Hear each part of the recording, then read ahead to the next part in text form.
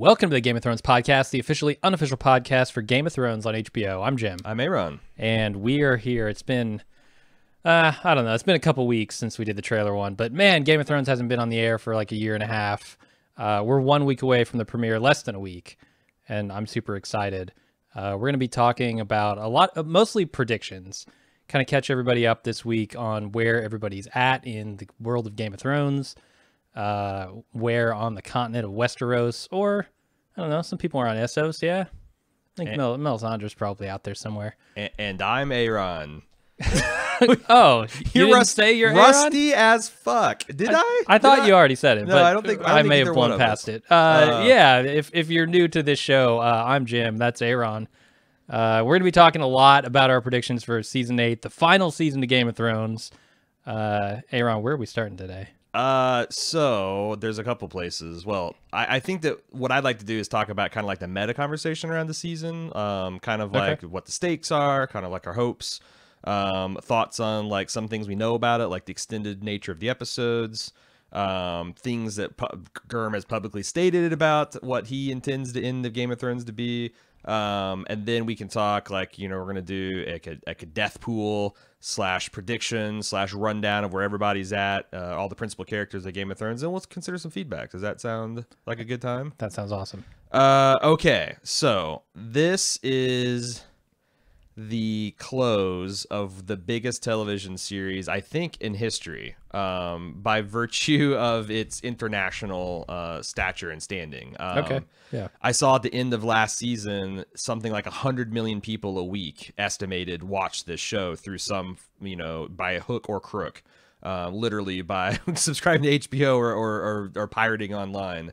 And I don't think that I don't think that's really precedented. You have to go to like live sporting events like the World Cup or the Super Bowl to get numbers bigger than that. So there are a lot of stakes riding on it, obviously. First and foremost, I think HBO / Bald Move. We both have a vested interest in this season turning out well, right? Of course. Like, yeah. if we don't like it, we're not going to bullshit you and tell you we do. But like, we really, really hope it's good. Because we both, presumably, you know, Game of Thrones has been very good for us. It's by far our largest show. Just like HBO can say the same thing. They are going to they've already greenlit one prequel that takes place thousands of years before the time frame of Game of Thrones. Started casting it. They got showrunners attached to it. That's going to be happening probably next year. If this thing doesn't land in a satisfying way and people walk away feeling full, let's say, of Game of Thrones, that's bad for HBO. Probably bad for Bald Move. What are your thoughts on that? Yeah, no, you're exactly right. I want to see this show succeed. I was a little bit scared last season with a couple of small missteps. You know, I rewatched the final season coming into this podcast, or the final season, last season, and those things still stood out to me as kind of shitty. It's not even like it felt like there's two wrong steps that they took. And there was some weird stuff with Arya, right? And there was some weird stuff with going to the wall, north of the wall, with dragons. But other than that, like, I found myself riveted by last season. So if they can avoid a couple of small missteps this season, which is both hard and I think also easy because we have a couple of big battles probably that are coming up. Which take up a lot of time and look really cool and get people excited, me included. So that makes it pretty easy to land those episodes. But what they really have to do is tie the story up in a nice bow, as much as you want Game of Thrones to end in a big fancy bow. And that's tough. So I'm a little bit worried, but I'm also super excited. I'm going to share with you my hopes for a dream of satisfactory ending. Okay.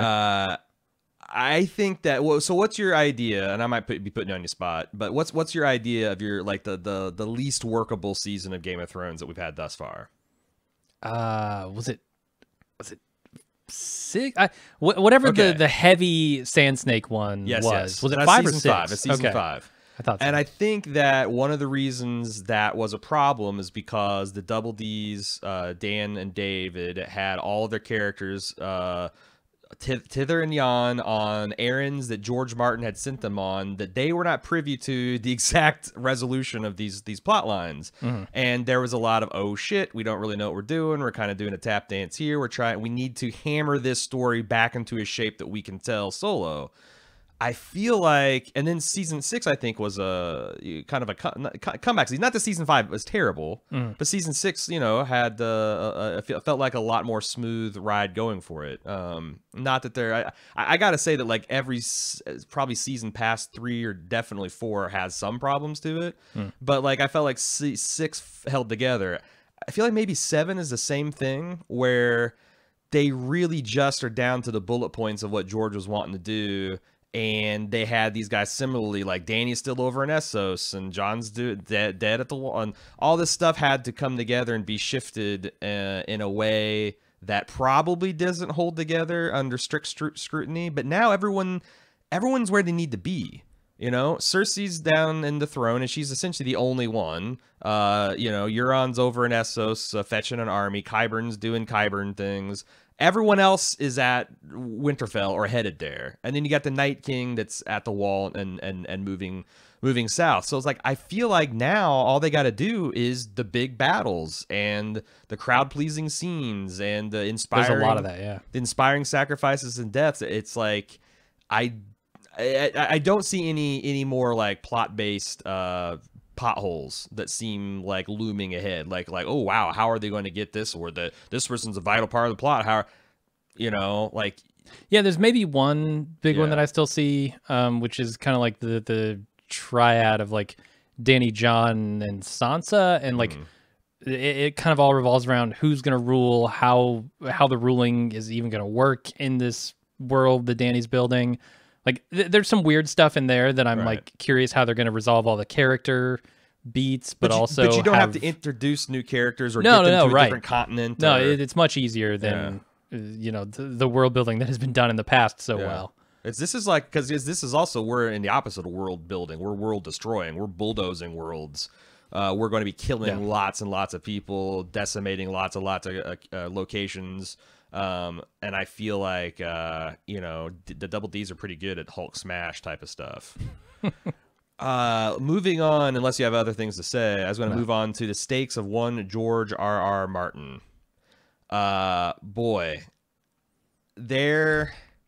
So George looks bad in every scenario unless Game of Thrones is like nails it to a T. Everyone says that this is great. It's a fitting ending. I feel like all 8 seasons were worth it, and the Double Ds are giving credit to George Martin for the conclusion in publicity, right? I think he looks bad in any scenario at this point. Okay. I'm saying best case, though. Best case, maybe he can salvage something by this show ending really well on his bullet points, and then finishing those fucking books, and having it end just as well, if not better, than the show. Right, like that's the only way to salvage it. A richer, less clunky, less rushed through, everything elegantly fitting together type of.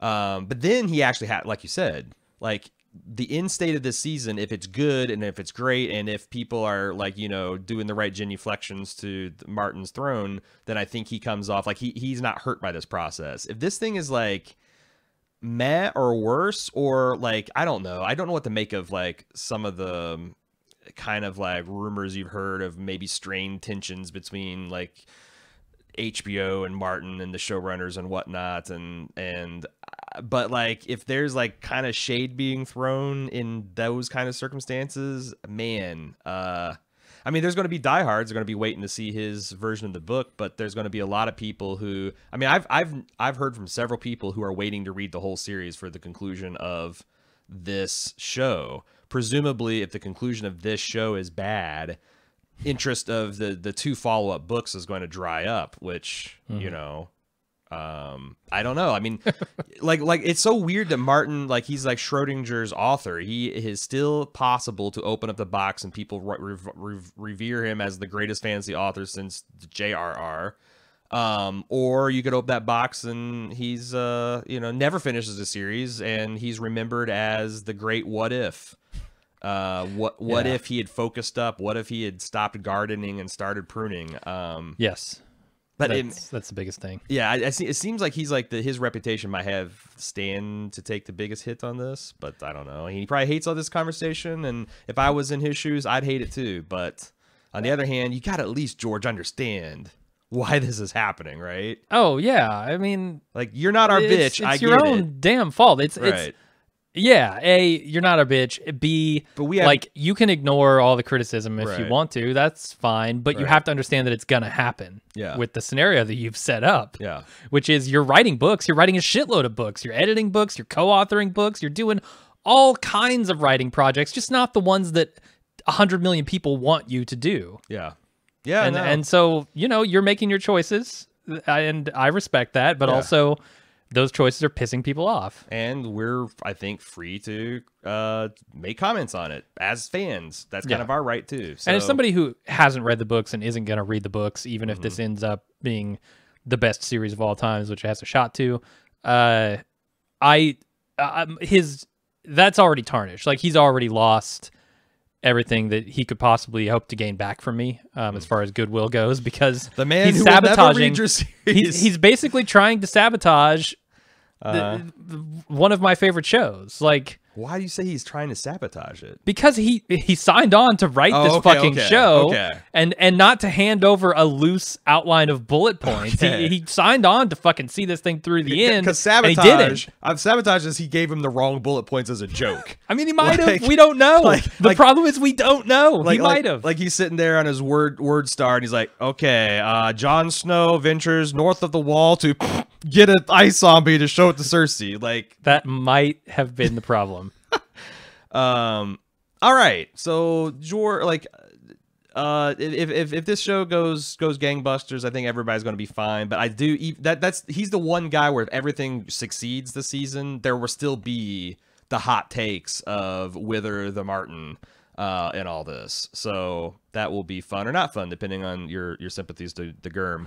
Let's talk about the cast. I was watching this weekend Kit Harington do a pretty good job on Saturday Night Live and be really really funny and just laying it all out there. At one point, he was in high heels and pasties. All right. But like the sense in kind of some things he said during the monologue and all that stuff is a joke, and all this stuff is kind of showmanship. But a lot of the themes of especially these people that have been there since the beginning, and a lot of, like, you think about Maisie Williams, who have literally grown up on the show. There's this sense of like, man, we can't wait to see what happens next in our own careers. I don't know that the cast, I feel like they're the ones that are the safest in all this, because nobody is going to say that the body of work that these people did in total, especially when you talk about the kids, especially when you talk about the relative unknowns that were cast and who have just fully embodied effortlessly this work. Like, I don't think there's any way that if this thing turns into a mild dumpster fire, that any of the actors or actresses get caught up in it. No, for sure. I mean, they've done everything they can. Yeah. One of my complaints about the series would most certainly not be the acting. Right. I mean, even like I can't even imagine like a level of phoning in they'd have to do in a final season. And by all accounts, it's not. This last season very hard to shoot, and it's very grueling, and there's a lot of action, which is tedious to do. So like, it seems like they're really doing their part to bring it. So I think that in fact, I think that it's going to be really interesting to see all of these people go and populate the projects. Kind of like, it's interesting if you go watch like a Harry Potter and you see like, oh, it's a who's who of, like, this is like the next generation of British and Scottish and Irish and other European actors. This is like this is going to be a huge injection of talent in Hollywood, is what I'm saying, once they get out from under these contracts. Yeah, and the biggest people in this show have already done it. Right, right. Like, you look at Dark Phoenix, that's coming up. That's got, she's Sansa's all over X-Men. Right. Maisie Williams has done some stuff. She did some X-Men-ish adjacent things. Misfits, I think. Yeah, and there was some Netflix stuff she did. She's done it. I think she did like a Doctor Who appearance. She's done, but you know. But Rob's been out there doing shit. Not all of it is hit, but apparently, he's getting a lot of work. John's now doing his work. Right. Emilia Clarke's been doing a lot of stuff here. Again, none of it really, like, I don't think has been like a huge breakout hit, but where's my Davos? Where's my Davos and other Where's shows? the Davos at? I don't know. Yeah, that's what I want. So I think the cast is going to be fine. It's going to be exciting to see what you know, as they go out and do other projects. And I mean, the rest of our lives, we're going to be seeing these people pop up here, there, and elsewhere. Yeah. And then finally, we've already covered this, but the prequels. I think this is the one that has the most to lose from it. Like if this is a bang up job and everybody's like, hot damn, I can't wait to revisit this world, then interest in the prequel is going to go through the roof. And you'll probably hear between this one and between the end of this season and beginning of the prequel season, you'll probably hear them greenlit one, if not two more, because the new HBO guy is crazy about content. He is. He wants to release not just on Sunday, but Monday nights. Every 7 days. Shit. Every day for the faith of the seven. Sundays for the father, Mondays for the mother. Yeah, it's going to be that kind of thing. And there's also... I don't know if is that sustainable? You think the like having 2-3 spinoffs at a time is going to be sustainable? You know, if you'd asked me 10 years ago if Marvel could pump out 22 movies and an interest in Marvel remains an all-time high and like Endgame looks like it's going to be the biggest movie ever, I'd have said, yeah, right. So like, yeah, every once in a while you get these pockets of almost unlimited pop culture interest, like Zombies had like a decade-long run. Some say they're still on it. Like where the Americans start to flag, the Koreans take up, and like, have you seen Kingdom? So yes, I could see it, but they have to like Marvel has like out of those 22 films, 18 are good to excellent. 2 of them are kind of like but you know, not terrible, and there's 1 or 2 that are like kind of cover your eyes bad or boring or whatever. But like you have to have that kind of batting record to keep people's interest and involved that much. Yeah. So I don't know. I don't know if HBO's got it. I mean, it's weird too. Like when you talk about the MCU, it's like all kind of tied in together. But the universe that they're building is, I feel, so much broader and it spans so much more time. And like, oh sure, it's just a bigger thing. So like, are people going to be in for like a Children the Forest prequel and also a Targaryen prequel? And also like, do they care as much about every element of the story as somebody might care about each of the characters in a Marvel cinematic universe? And I don't know. Yeah, I mean, because like you're right, the MCU is interconnected in the way that, like, you know, it's going to be connected and it's in the same planet, but like you're talking about the Age of Heroes, things that happened 4,000 or 5,000 plus years ago. You're not going to turn the corner in the Children of the Forest domain and there's Jon Snow with a ghost. It's just not going to happen. It can't. So although you might get a couple of three-eyed ravens in there. I don't know. Well, the other thing is like you know, if you go back the further back in time of Game of Thrones you get, the more wild fantasy it gets, and I think that's going to be an interesting hurdle for them to jump, because it seems like Game of Thrones got 100 million people watching it because it's not your average dragon and sword flick. In fact, it certainly got me that way. You don't even see dragons until the very last shots of the very first season. Like you're 10 hours in before they whop you with the dragons coming out. So I feel like that people really got pulled into the deep political intrigue and all the character interaction and just the interesting human drama. And then they just layered the magic and stuff on top of it. Is it going to be a tougher sale when you literally are back to the Snarks and Grumpkin days? It could be, yeah. I think that's why like the Targaryen stuff maybe interests me more, because there could be a lot more politics involved. Oh, as reading Fire and Blood Volume 1, there's a shit ton of politics. Yeah. To mine in the Targaryen family tree for sure. What about our thoughts on the extended episodes? Yesterday we went through and we can see the running time for all 6 episodes, and the first 2 are modest 50-ish minute affairs. Pretty standard, yeah. Then you get the 130, the 120s, the 127s, like all the last 4 episodes. So the last 4 episodes are approximately the total runtime of about 6.5 episodes of your standard Game of Thrones fare. Yeah, those are going to be... That's a lot. Big. We know Miguel Sapochnik is directing a couple of these. Yep. We expect that there will be a Battle of Winterfell at some point, as we've seen in the trailers. Right. That stuff requires, like I said, time. And I don't know. I mean, I'm excited that the last 4 are super long. I think they need that time. It's like a 6-episode season is pretty damn short. Right. So to fill that out with, a couple of half hours at the end of a few episodes for padding, to really narrow down on the end of this story, I'm cool with it. I think there's almost unlimited positive reasons to be excited for longer episodes. I guess if I was going to try to play devil's advocate, I'd say if there are going to be any pacing issues with this final season, longer episodes will probably exacerbate that. Yeah. Is that how you say that? Exacerbate, yeah. So the double Ds are going to be exacerbating us slowly over the Stay away from my exas. That's the only thing I can think of. Like, I think about like if you got one 90-minute episode battle, and then you have another one the next week. Like, will that be eating too much chocolate fudge? Yeah, they got to separate them. But I don't really believe that, because like honestly, if I thought, I'd be more worried if there's going to be like 8 episodes, all a 50-minute length, because then I'm like, oh, they really made some curious edits to do. Like the wildly varying lengths of time is almost like they are drawing lines around concrete points in a story that they want to tell, and they're giving those beats long, like, enough time to develop and give them this kind of blockbuster epic feel. So I think that they're all really good editorial reasons for having fewer, longer episodes than more conventionally linked episodes. I think it'll lead to better pacing. But if I'm wrong on that, I think that's going to be the thing that's commented more. Like if any of these things drag, or there's like a 5-minute scene that kind of people are going to be getting their bitch on.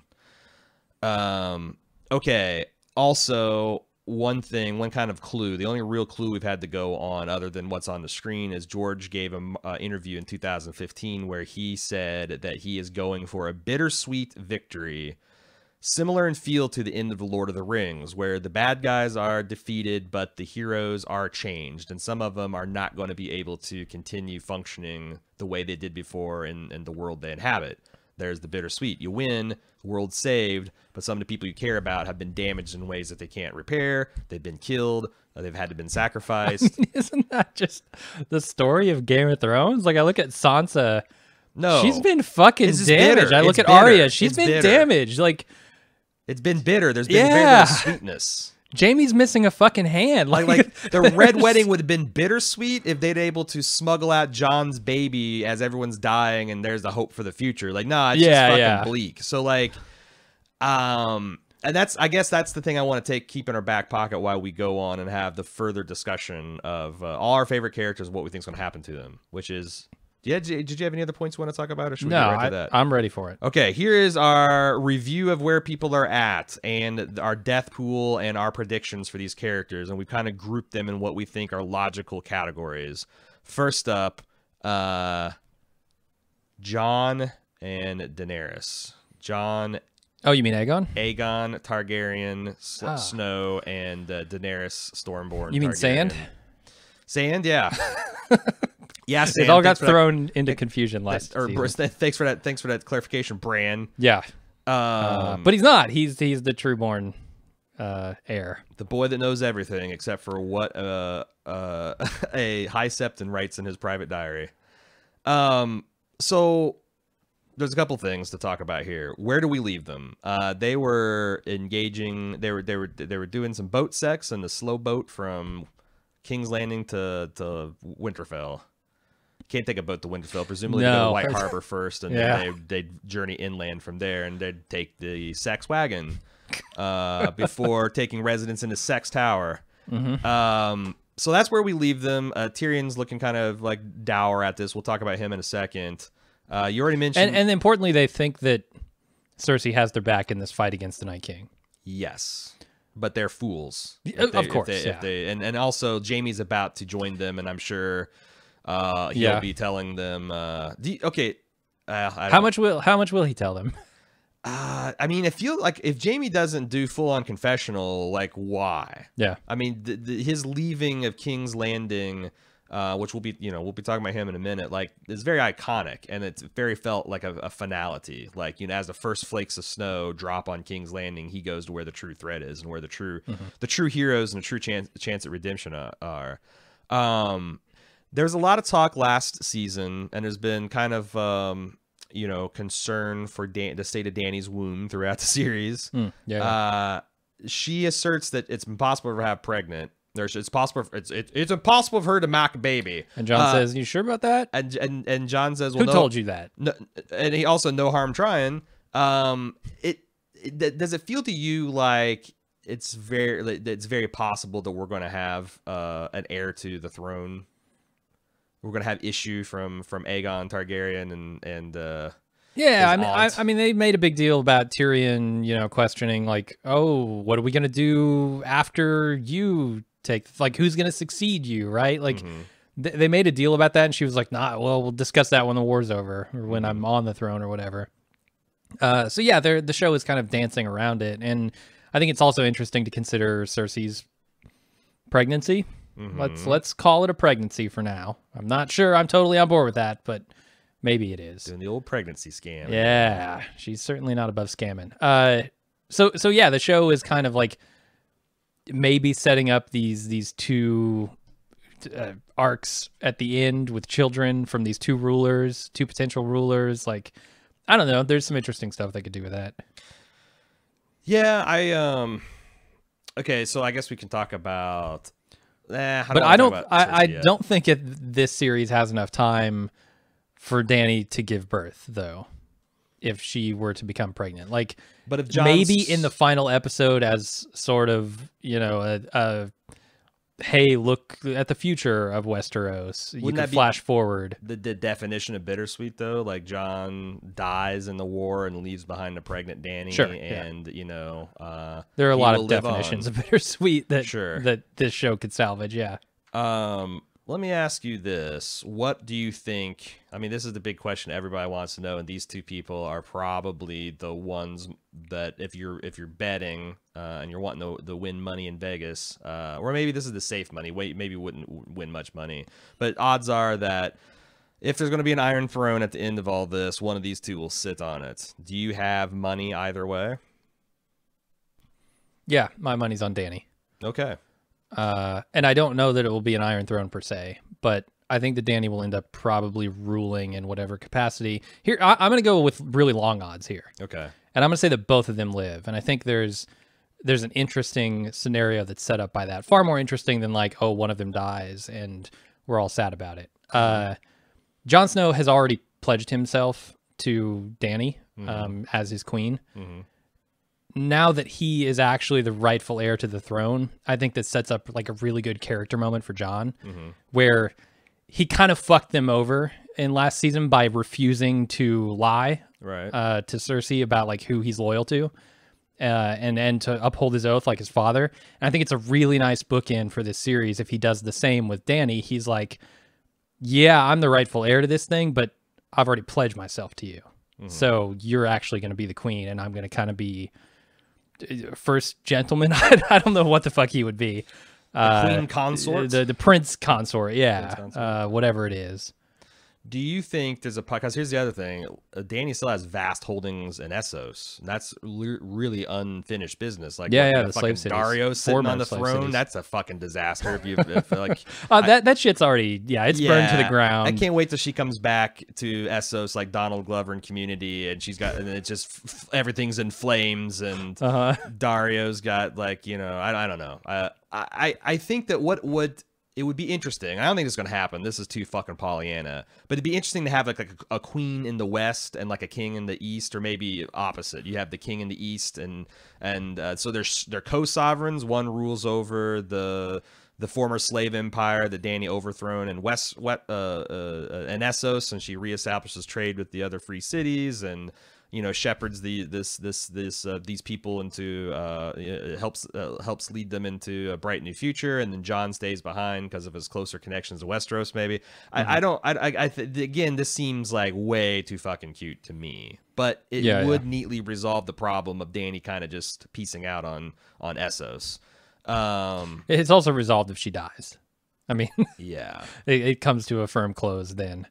Yeah. And I don't know. I mean, I think Dany's really gonna end up on the throne. Let's do a deep dive here, because there's been throughout the last 2 or 3 seasons really hints that Dany could go either way. That she has the madness of King Aerys, and she has, you know, the greatness of like an original Aegon or a Jaehaerys in her as well. She has like both of these qualities in equal measure, and it's kind of like, but pressures and who her advisors are that's going to kind of like decide whether she turns out to even be a non-tyrant or not.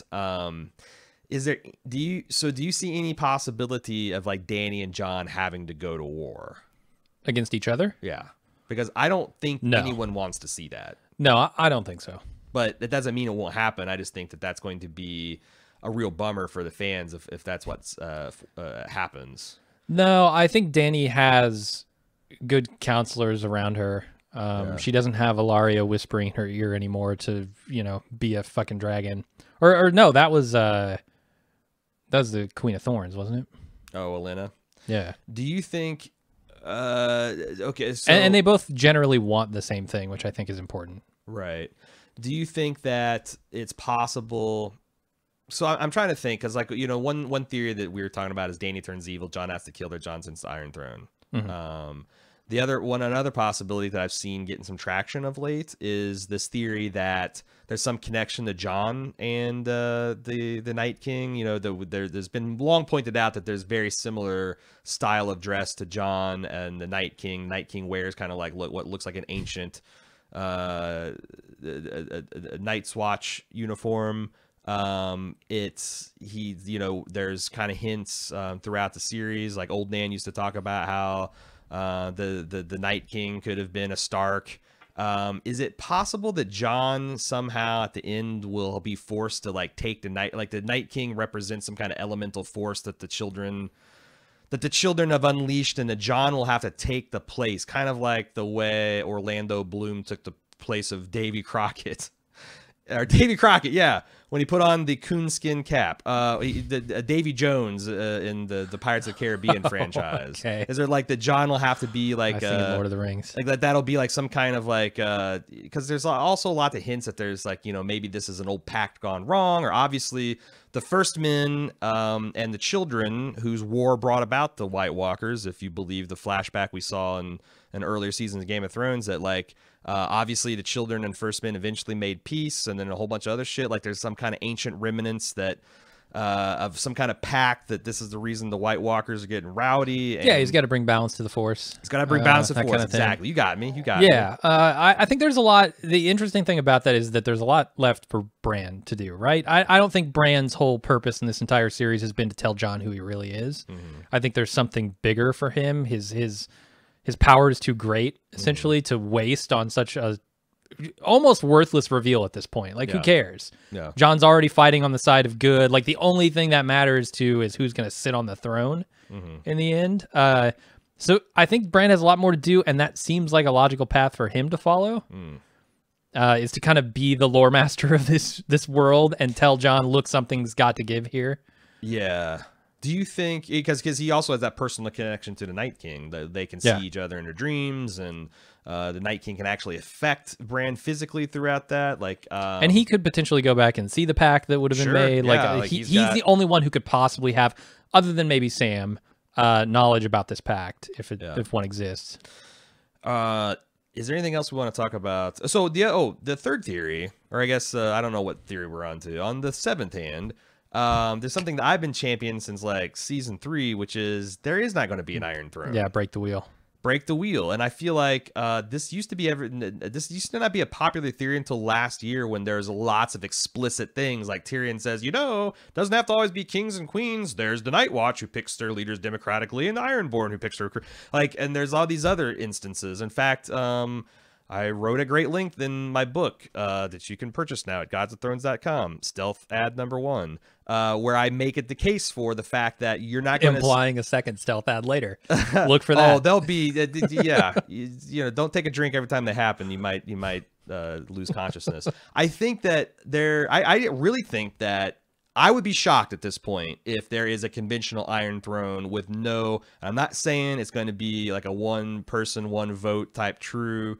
like democracy, but like some kind of some kind of nod to that, where there is some sort of election, some sort of selection of a person who's the executive. There's some sort of a House of Lords that's not appointed but select. I think there's going to be some kind of thing like that. I don't know what it's going to look like, but I think that's what's gonna happen, because that's the only way you break the rule, the wheel. Yeah, maybe it's up to the people to choose between Jon and Dany in the end. It's a popularity contest. That'll split a couple up. I mean, that's essentially how Jon became King of the North, right? Popularity. Right. Yeah. Like, he did a good job. People really loved him, and they elected him King of the North. He didn't really even campaign for it. Which is funny, because like that's kind of the theme of Game of Thrones, like going back to Varys' riddle about, you know, who has the power, the sellsword, the king, the priest. It's always the people, right? Because if you have millions of people versus thousands of knights, like I've seen zombie movies. That shit, the might is in the horde's hands, essentially. Yeah. So I think that like it's always true that the people, like you know, they might not have a say in it, but like it's kind of rule by consent, because if things get too Sheriff of Nottingham too long, they rise up, you know, and then they make life untenable to those. Like, just look at what happened in earlier seasons of Game of Thrones, where the king starts being threatened. They, you know, it got scary for the Lannisters there for a while before it got really, really scary for them. I think that it's like, to me, that's the obvious end game. The question is just, you know, who's going to be the prime minister, who's going to be left alive, who's going to be, you know, is that like on Dany's dying wish is to have Westeros be some sort of meritocracy, democracy. I that's where I think it's going. Yeah. Is there anything else we want to talk about before we get to the next set of peoples? No, let's bring them on. Tyrion, Varys, and Jorah. These are kind of like Dany's closest advisors. Tyrion got duped at the end of last season. He did. Yeah. Kinda. Are you a subscriber to the idea that Tyrion is a turncloak and that he has made some secret pact with Cersei? No. That would be I think he just got duped. I think Cersei's just gotten much better at this game. Tyrion hasn't had to play it as of late. Right. Ever since he was on the road to Meereen, essentially. Yeah. He's been out of the game, and I think Cersei's gotten a lot better at it than he has. Yeah, and I think he's also kind of filled with self-doubt, because a lot of the advice he gave to Dany, I think, is good long-term advice, but short-term, there was problems, and they butted heads on, like, you know, whether you should burn people alive and not. And I think he's like, he's let his judgment, I think, at times be clouded by the fact that this is family, but I don't think he's in on some secret, you know, pact against Dany. So what's the explanation for Tyrion's pensive look at the boat sex that we've talked about at length? That's a good question. I didn't do much thinking about it before this podcast, but I mean, isn't it a little worrying when the two leaders start banging? I mean, the last time a Targaryen eloped with a Stark, it plunged the realm into bloody civil war. That's fair. Tyrion's a student of history. No, that's fair. So I think, and you know, he's a king in his own right, and she's a queen by, I guess, right of conquest. Like you know, instead of like having you got a unified army now versus the dead, but what happens when you have to fight against Cersei? What happens after Cersei's overthrown? Do you start fighting amongst yourself? Like, I never bought the idea that Tyrion is jealous of Dany in a literal sense. Like, oh, I wish it was me rather than Jon. I think it's more of like, I'm her chief, I'm her prime minister, I'm her chief counselor. I don't know how I feel about this. This is someone getting closer to her than I'll ever be able to get, and I'm supposed to, like, Varys is wanting me to like tame this dragon, and now I got this wolf in here doing the opposite of that. Like, I think it's all, I think it's concern for the realm more than concern for his own libido. Yeah, I agree. Because I just don't think, I think that Tyrion's Tyrion's romantic storylines kind of ended with Shae. Okay, let's talk about Varys, which I think he's supposedly going to be keeping Dany in check, right? I mean, he doesn't seem to be doing a lot in the moment, more than just sort of monitoring Dany's actions and, you know, sort of giving her how worried he is about it. Dany, you're getting a little too mad kingy here for me. But that hasn't been a scenario that he's had to deal with yet. Which, you know, why bring it up if it's not going to come up later? So maybe there's going to be, one more bout of Dany sort of like pushing toward Mad King status. I mean, she does have a couple of really hard battles coming up that might test her will. And I think Varys is going to have to be there by her side, coaching her. Yeah, no, I think Varys is he's like something that I think that Dany has suffered from is bad intelligence up to this point. Like I really would like to see Varys come through in a big way as the master of whispers and spiders to kind of save the day with a piece of choice intelligence. What do you make of so Melisandre said last season they had kind of a frosty goodbye. She was going to go across the Volantis. We'll be talking about her in a minute. And Tyrion and Varys is like, good, get on before you get spit on. And she says, oh, I'll be back. I'm destined to die. I forget exactly how she said, but I'm destined to die in this foreign land, as are you. If we take her at her word, now, of course, has Melisandre made an actual accurate prediction thus far? It's hard to say. Right. I just feel like that... There's always sort of like ad hoc predictions and filling in the blanks and saying, hey, you see that thing that just happened? Yeah. I kind of predicted, sort of, if you look at it the right way, that would happen. Yeah, I mean, she's like full of these regrets and all the mistakes she's made and all the will that she's of R'hllor that she's misinterpreted. I don't know if we can take that, but like if you do take it at face value, Bear's going to die next season. Yeah. I feel like that would be appropriate. Because his whole shtick has been, I care not for myself or for others. It's all for the realm. It'd be an interesting note for him to like have to put up and shut up and actually make a real sacrifice like that. Not that he, not that he hasn't made sacrifices all throughout his life. Most notably to some dark god with his balls and dick. I don't know. Varys is one of my absolute favorite characters, and if he does go out, I hope he goes out.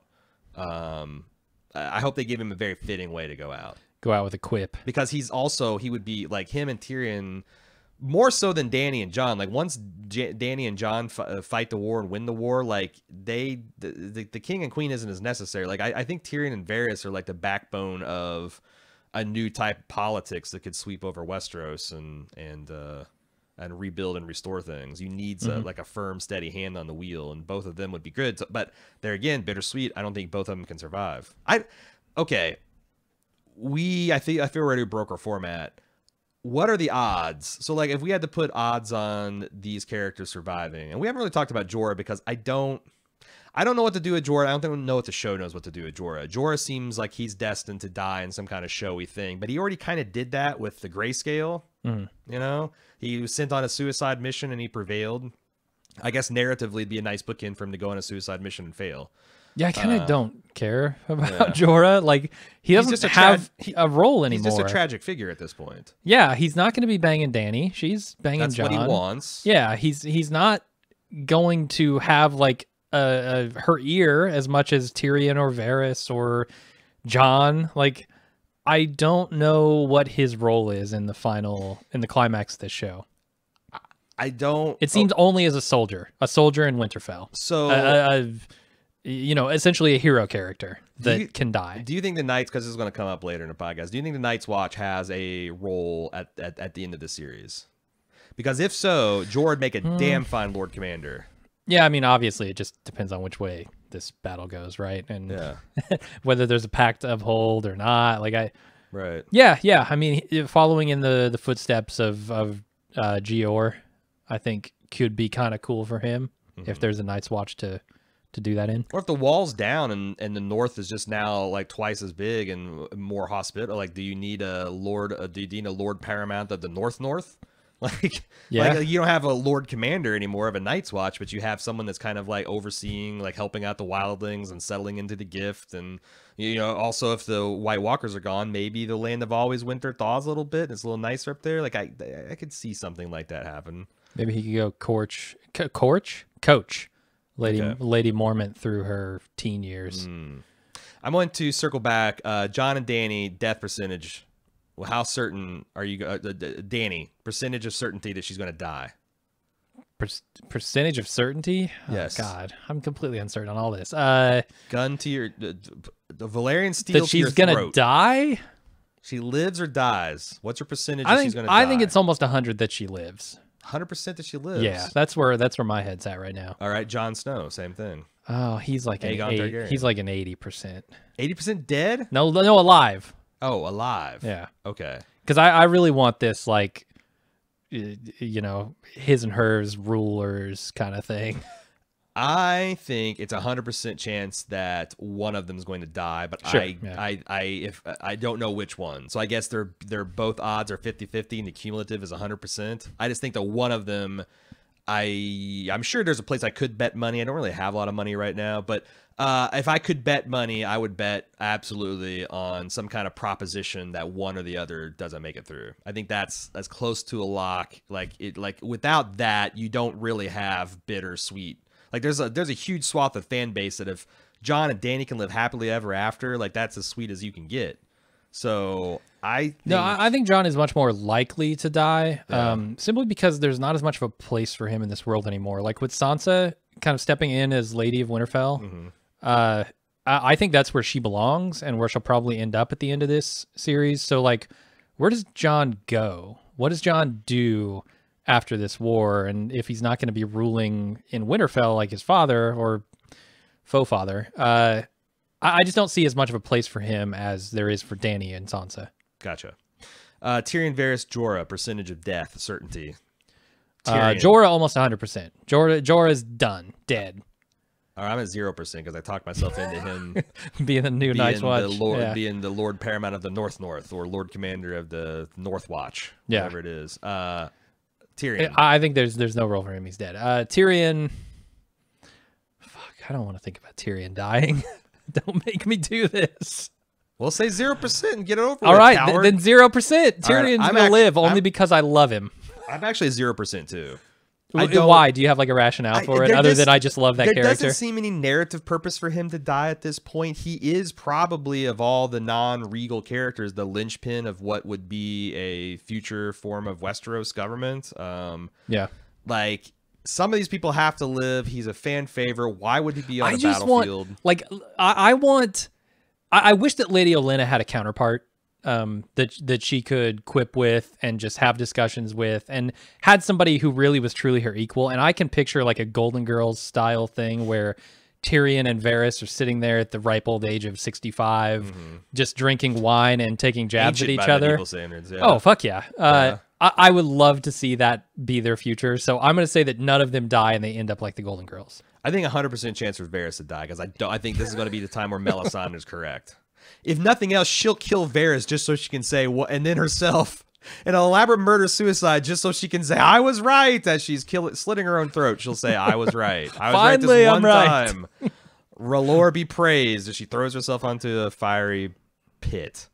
Okay, so you're at Tyrion 0%. We agree. You're at Varys 0%. Oh yeah, boy, you got nobody's gonna die. Jorah's the only one dead so far. Jorah's 100%. You're fostering all your percentages onto the characters you don't care about. I'm noticing here. Exactly. Okay, how about? I'm a fan. What do you want? How about Melisandre and Sandor Clegane? Melisandre, the lady in red who associated with fire, and the man who was both touched by it and repulsed by it. Got a problem with fire, Sandor Clegane. So we talked about where Mel's at this point, right? She's off doing something, but gonna come back, licking her wounds over in Volantis. Yeah, she's gonna probably come back and slit Varys' throat. Do you think there's going to be, do you think that she's going to bring like a elite commando unit of red priests and priestesses, and there's going to be like some crazy CGI sequence where they're all just running all over the battlefield, birthing shadow babies, setting people on fire? Man, we got enough fire with the dragons in the battles. You gotta have more. You gotta have, gotta have more fire. You got people on the fire bandwagon. I think it would be fitting if she died in a fiery blaze. Yeah. I don't know if she can, but yeah, true. We'll see. What else does she go? Well, I don't understand. Like Volantis is like that's the nexus of Lord of the Light worship. I don't know. Yeah, and Dany was appreciative of the red priests. Yeah. We've met some of these, like I think one of them was Kinara or whatever.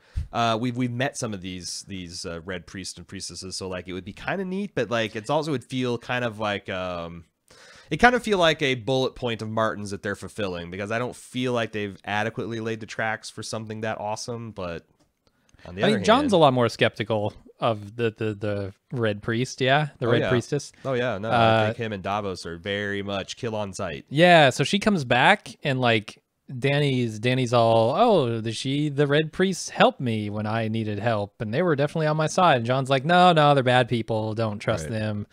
There could be an interesting argument to be had there. Yeah. Throw a little tension in that relationship. So Sandor, after seasons of hype dying, essentially came to King's Landing to sell fucking tickets to the Clegane Bowl last season. Yeah, he sold at least one.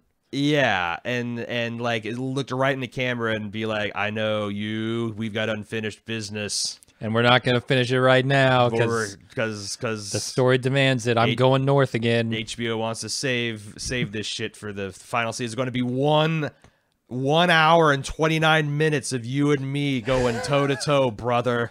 It's going to be like that joust fight we had, except for last an hour and a half. That might be either awful or amazing.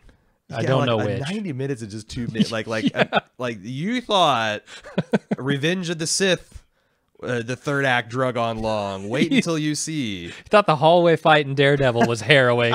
90 minutes in full plate armor. Yeah. Against an undead beast. Yeah. But that's happening, and it's going to be fucking awesome. And like I can't tell you how happy it makes me as one of these kind of a crazy theory fanboys to have seen the community like kind of go through the 5 stages of grief about this, and then have it like it's like literally something returned from the dead, completely unexpected. I'm pretty excited about that. Let me go way out there on a crazy theory, because okay, I don't know where to draw the line on spoilers. Like, we know that Miguel Sapochnik directs 2 episodes this season. Is it spoilery to talk about that? I don't. And what that might mean for the fate of some of these characters in the show? Oh, I don't know. I don't know, and I guess I would lean on the side of being overly cautious, because people. Okay, well, let me say this. In the trailer, there is a crazy battle depicted, right, between the Night King and the Battle of Winterfell. Yeah. Seemingly. Seemingly, yeah. It's just that one battle. I think in the trailer there might actually be 2 battles. That was my take, you asshole. Okay, then join me on this trip. Yes, all right. You have my microphone. Because everybody that they show in the sort of really fiery portions of that battle, has many reasons to be in King's Landing. Yes. And I think what's going to happen is that there's going to be a Battle of Winterfell, and then we dealt with the Night King, and maybe some people, they say, oh, that'll never happen in episode 3 because it's anticlimactic. Bullshit, because there's a bigger climax for all the characters, and that is the dealing with Cersei and finally settling this Iron Throne thing. Yeah. That's the big important thing, and I think a lot of these characters could end up in King's Landing with fiery dragon attacks. I think you're right. Because so we see the Hound down there, and if you're going to say, well, he's got to do the Clegane Bowl, I don't know how you could ever get the Mountain going north. Right. Because he's there as Cersei's personal bodyguard. She's not going to fucking go north. No. So the Hound has to come to him, and we see Arya in that battle. We see Jaime in that battle. I think those 3 people at least are going south. It's interesting because this is something that kind of because I was watching some Alt Shift X videos this week, and I was going through, just had him kind of playing in the background, and he mentioned this thing that I haven't heard before, where,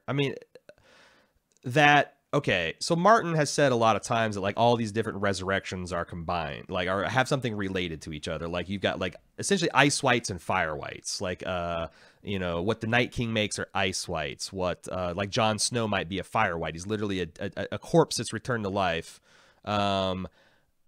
It's the idea that like Sandor's deathly afraid of fire, and his brother's the one that gave him that fear. If Qyburn resurrected the Mountain as more of like an ice type zombie, then we know that he is roughly as flammable as kerosene soaked cardboard. So it could be that, and it would be a very narratively satisfying end for Sandor to use the element that his brother used to kind of break him, to destroy him, and finally get free of this fiery monkey he's had on his back. I like that take. I think that's got a lot of merit to it. Yeah. But yeah, I'm with you about the trailer actually stealthily showing 2 different battles. And then we talked about Melisandre. I think we're done with her. Do you have any predictions on Sandor's like final fate? Do you think he's gonna live, and what does he do if he does? Does he go back to the monkery or wherever the hell he was? Does he go build a fucking church in the middle of nowhere? Sandor getting peace would be a satisfying conclusion to his arc, and that could be death. But there's also a school of thought that anyone who's died, like died and been resurrected, probably won't be killed again. And Sandor, of course, was at least literarily killed, narratively killed, and then brought back to life. So I don't know. I don't know if I subscribe to that theory. Yeah, I don't know. Like, to me, the Hound feels like a character who could die. Like, he could even die as he's bringing the mountain down, and that he would be satisfied because he has, kind of fulfilled his, like, I don't know. His life is such a fucking nightmare. By his perspective, and it has been for a very long time, that like just getting out might be. But on the other hand, it'd be really cool to see him and like Beric pal around up north too. So what do you think? What's your I'm gonna put the screws to you. Your death percentages, Melisandre and Sandor. I think Melisandre has got to go. 100%. She's with Varys. I think that's going to be, it's a murder suicide just to prove herself right.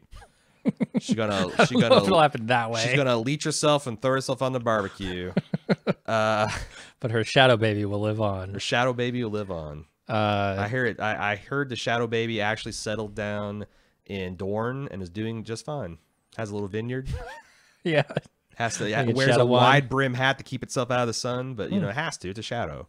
Yeah, it would just cease to exist if the sun got it. Right. Got married. Has a couple of shadow kids. With his beautiful shadow wife. All right, I don't know. Sandor, is it just completely waffling to say I'm 50-50 on Sandor? Yes, but that's something you're allowed to do. Okay, then I'm gonna stick with. I'm gonna open up a Waffle House and say Sandor. Okay. It could either live or die, and I think both would be weirdly satisfying. I think I'm 25% him dying, but 75% him living, and him being kind of like the living embodied and bittersweet, because like I can see him having a conversation with Beric's probably gonna die, but having a conversation with somebody like Jaime or some other warrior, and he's like, now what do I do? Like, I've lived my whole life to get revenge on my brother and to, you know, reclaim this thing about myself, and then it's like, you know, it claps on my head like, that's for you to find out. You've got, like, you know, some kind of shit like that. He should go to the farm of that dude he killed and just take it over. Take it over? Yeah. Yeah. Just live out his days, try and do justice to the farm. The farmer will haunt him. Him and his daughter will haunt him. That's the price you pay for being a bastard. Yeah. So what else we have? Oh, we're going to move on to another triplets. Sansa and Arya and Bran. They are chilling at Winterfell after having killed in a joint project, their powers combined, killing Littlefinger, which, as we mentioned, don't think they handled that plot as deftly as they wanted to, but like the way it ended, I can't super complain about, unless you want Littlefinger to have a super Bond villain dramatic exit, which, okay, fine. I'm kind of with you on that. I'm going to pretend that's what happened. I'm going to pretend like he actually made a cogent defense for himself, and Sansa just thought him, because that's kind of been her part. They didn't tell that story, but where we're at's fine. Where we're at's fine, and where we're at is they're in Winterfell, hanging out. Yeah. Talk about it. All right. So I think the natural place for Sansa to be is right where she is now. Ruling Winterfell. Okay. Essentially ruling the North, as her father did. Lady of Winterfell. Yes. Arya. Arya has got to at least try to kill Cersei. Like, 100% she's got to go south to King's Landing and try to kill Cersei. Now, the only argument I would see against that is that she is now a faceless man, which might preclude her from, you know, essentially carrying out the promises of this list. A girl is no one. So yeah, but she's also kind of not someone like she comes back and recognizes Sansa and she's really has a sisterly relationship. Yeah, so fuck it, she's going to try and kill Cersei in King's Landing for sure. If Jaime ends up dying, we haven't got to Jaime yet. That'll be next. It's possible she wears Jaime's face. She could wear Jaime's face, yeah. Could have all kinds of interesting ramifications. Uh-huh. So the other thing that I think would be cool is like she wanted to be like a knight. It'd be kind of cool for her to be on the King's Guard or the Queen's Guard. I was gonna say, could she take the Mountain's face? Could she become the Mountain? That would be Sandor? Interesting, because I honestly don't know what the limits of her shape-shifting ability are. I mean, she can she can turn into Walder Frey 100%. Period. Yes. So she could probably turn physically into the Mountain. Yeah. Yeah. I think maybe like because like it's always been a kind of open question in books, like how much of the Faceless Men is like actual blood magic and how much of it is like theatrics and deception and kind of Batman League of Shadows shit. And can she take a face after the body is dead? Like, I mean, A, the Mountain's already dead, and B, Sandor is probably going to kill the Mountain. So but can she get a face after? Yeah. I don't know. And then what are limits? Because like you could maybe, so I'm like 6'2" and you're like what, 5'9". You could, I believe you could inhabit me with like a certain amount of theatrical skill. I could wear your skin, certainly. I don't think you could do that Shaquille O'Neal. It'd be a little baggy. Without magic involved, I don't think you can do that Shaquille O'Neal. So I guess we'll find out. I think there's certainly magic involved, though. What do you think about my idea about her being on the Queen/King's Guard? Because she don't care about lands or titles. After these things, like, boy, come on. Yeah. I don't know. Maybe she could just go be with her direwolf in the woods. Maybe she can just return to nature and just go feral. Yeah, just let your hair grow out, be naked. I mean, that's the true way to be no one, right? Hell yeah. Is to become a dog. A girl is a wolf. Yeah. I like it. Actually, I kind of like that. Not gonna happen in a million years. Fuck no. But, there you go, George. There's your idea to save the franchise. Have Arya be a wolf. Bran. Okay. Bran is almost...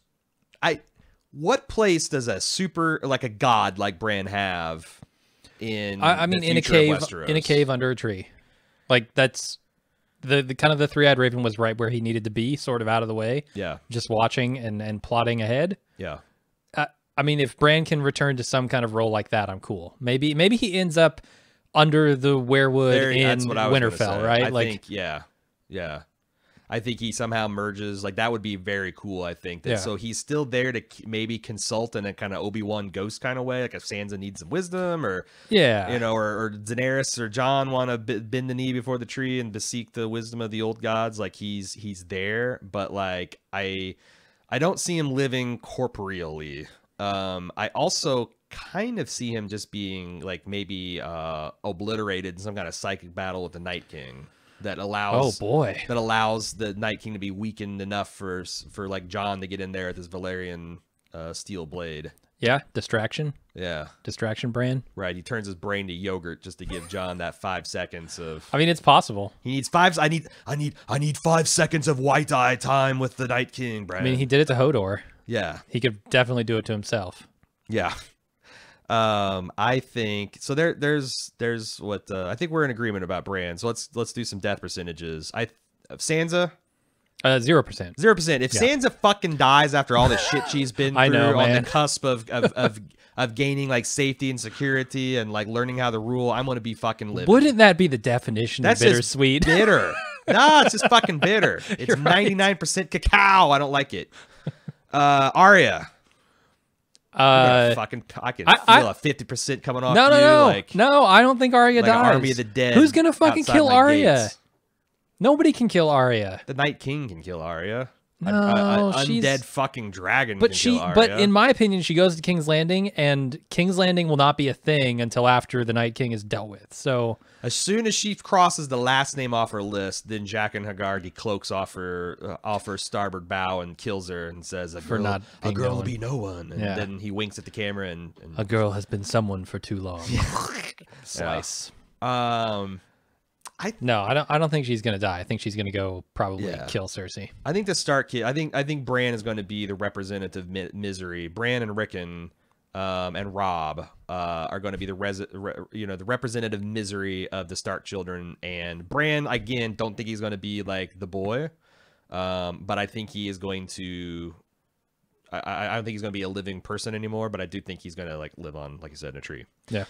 Okay. So we're 0% chance of death on all three of these characters essentially.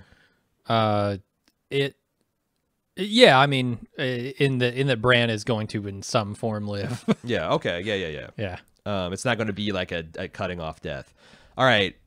We have kind of a love triangle plus extra plus one. Love triangle plus one. Okay. And I believe that's called a foursome. And Jaime, Brienne, Tormund, and Bronn. Oh, Bronn gets thrown in here. Okay. So we know we already talked about Jaime. He was last seen looking very, very dapper in a black kind of Night's Watch cloak, leaving King's Landing as snow was descending. Brienne and Tormund are actually north. Brienne is in Winterfell. I think Tormund is there, or if he saw destruction, he's going to be on his way. Yeah. Because we did find in a trailer he survived. Yes. And then Bronn was last seen in the capital, but openly talking about changing his allegiances and having no desire to fight dragons. But they didn't show Bronn with Jaime, so what would that look like? So let me go back real quick to Tormund, because I think he's going to end up probably at Castle Black, if I had to guess. Okay. I mean, he's already up at the wall. Last we saw him. Do you think the whole wall fell down, or did that one section? I think just that section came down. Okay. And I think Castle Black is still standing. And we see in the trailer him with Beric and somebody who looks like Sam's friend from Dolorous Ed. Yes, Dolorous Ed. Who we know is currently up at Castle Black, right? So I think he could end up going there before he makes any kind of journey to Winterfell. And I don't know if he may meet his end there, because it's weird to me that like the Night King, the forces of the dead have already breached the wall. Mm-hmm. What purpose would they have to go to Castle Black? I don't understand. Yeah, there'd be no reason for it. So I think he's almost like super safe up in Castle Black. But is this something that you saw in the trailers or something? Like, why would Tormund go to Castle Black? Like, it seems. Yeah, like I saw in the trailer that him and Beric and Dolorous were all in a scene together. Could be like, because like I think they were you're supposed to understand they're Eastwatch by the Sea, which is another game. Like, could you tell that versus Castle Black just by looking at it? No, but either way, I mean, they're up at the wall, and the wall is down. Yeah. The Night's King has no reason to attack any of the castles on the wall anymore. No. I think he's going to make a beeline to where all the living are gathered in defiance of him, which is Winterfell. I don't know if that's or potentially wherever the fuck Bran is. Like, that might be his biggest concern. Right, that might be what's attracting him. Yeah. Okay. So we talked about Tormund. Does he? Okay, let's back up here. Jaime, Brienne, Tormund, and Bronn.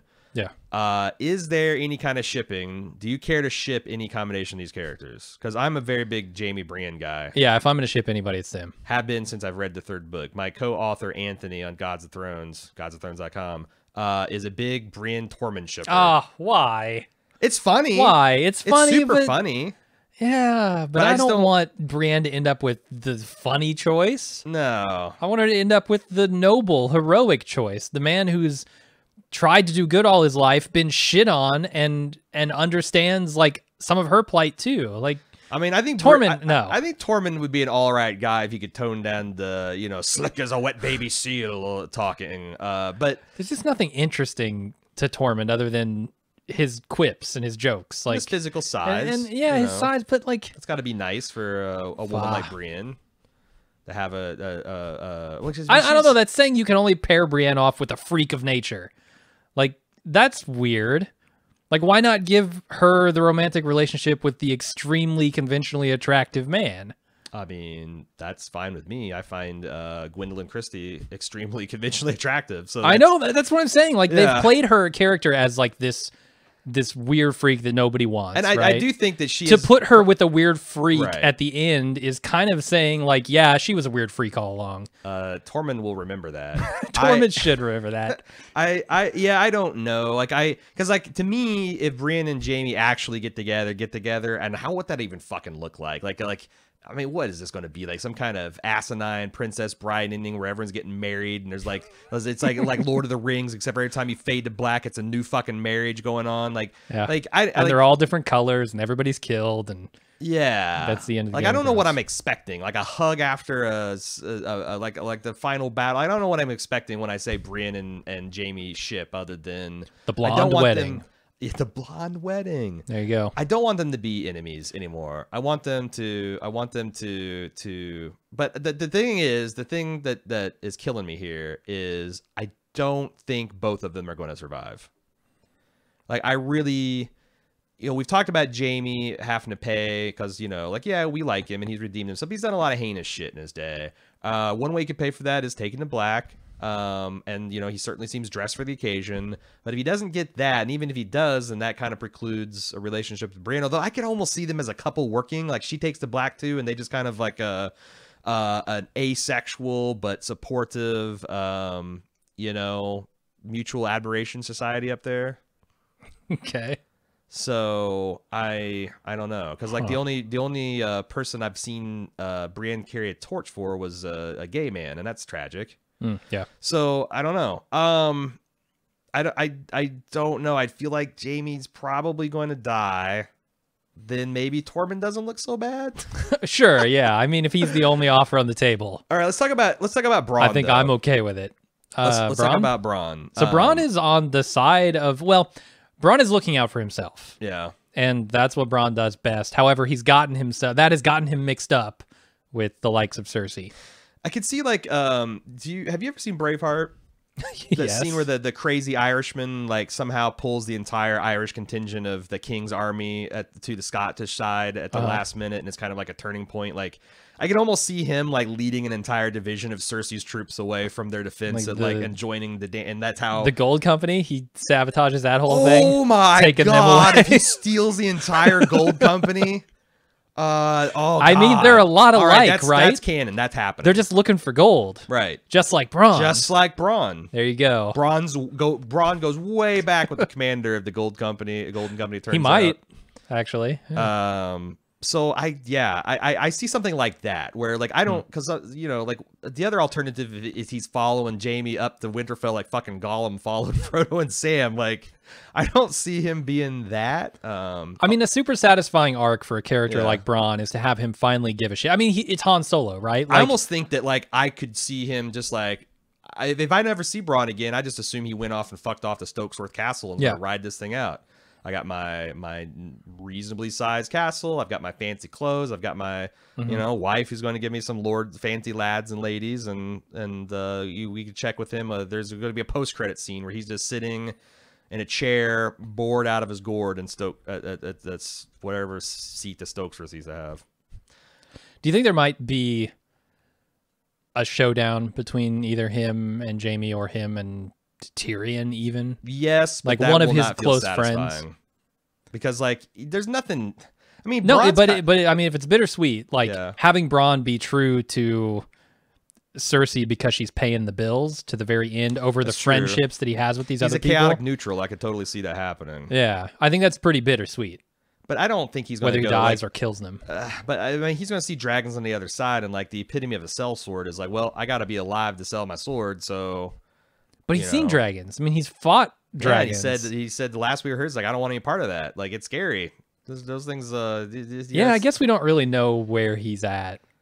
I don't think he's going. I would feel like it's almost like a bit like he's like taking up political sides if he fights for Cersei at this point. It would kind of like feel like a borderline betrayal of his character. But I don't know. We'll see. Tyrion offered to double Cersei's offer, so maybe he can take it.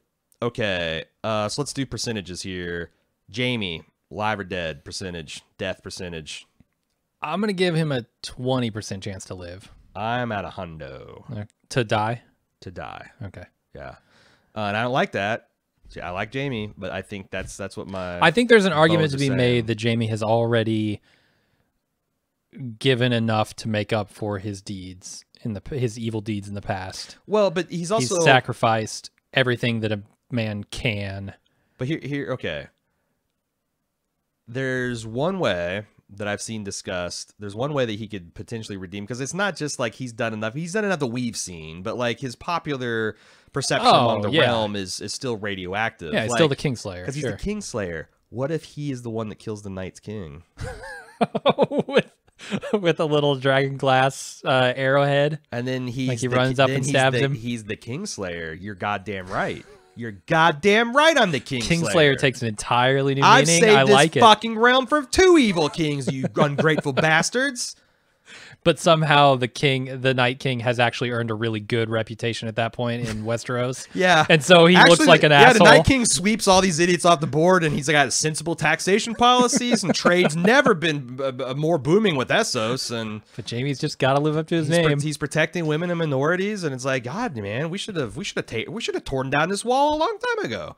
So do you think that keeps him alive and makes up for everything? Like he wouldn't have to die at that point? I think actually he's going to die. I really like the idea of the Kingslayer being redeemed by slaying a new king, but I think he probably pays the ultimate price in that. What if he becomes the Queenslayer? Because there's a lot of prophecy stuff swirling around that, yeah? And we don't know what form that's going to take necessarily. Can we punt that for the spoiler section of next week? Sure. Might want to mark that and just punt the whole thing, but no. So you're at 20%, I'm at 100%, but we both kind of feel that Jaime will somehow be redeemed, right? I'm at 80% to die. I was at 20 to live. Okay. Yeah, I think he's... So that just represents you feeling that he's kind of like... There's a possibility that he can redeem himself or has redeemed himself already, but I'm kind of with you. I think most fans could put up a good faith argument that Jaime's done enough, and certainly my meal bag was full of them after we signed off last year. No, I like Jaime a lot now. I do too. And I can totally understand the person he is and how he made the decisions and how disillusioned he got and how that can turn you into a shit and fatalist and nihilist and like I get all that. Brienne, I'm gonna jump in because I haven't done this yet. 0% chance for her to die. I agree. She's a mortal lock, and I think like an immortal lock. Essentially, her promise to Cat, I think, is sort of keeping her alive in my mind. Okay, like it would be super fitting if she just ended up by Sansa's side, essentially serving as her mountain. You know, her Kingsguard, Queen's Guard. Lady of Winterfell's Guard. Tormund. Tormund needs to die. Die, Tormund. Can I get my percentage of Tormund dying as a shrug?